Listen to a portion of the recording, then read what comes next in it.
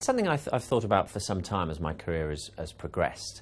I think as I've gone from job to job, I've often thought how great it would be just to have someone who wasn't in a competitive environment with me, wasn't dependent on me in any way, but someone who I could really get to stand back and give an honest critique of where I was and really give me some assistance with the strategic direction I thought I was going in. So not someone to tell me what to do, but someone to give me some advice and be a good sort of sounding board as my career progressed.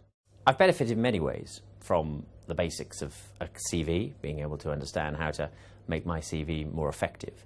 And even though I think in many ways I've been successful in my career, I think one falls into very sloppy habits. And by following a structured program, it's really helped me to reflect on what I've done thus far, improve the things that I think I do fairly well, but actually really look and challenge the things I don't do so well.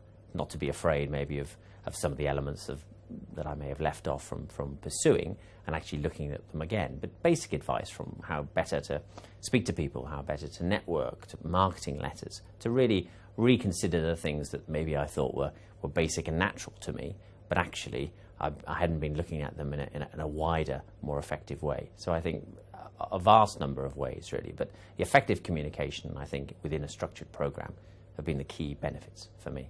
I was first given Peter Appleby's name by a friend of mine, a former boss of mine, so it came through personal recommendation. But I did look around.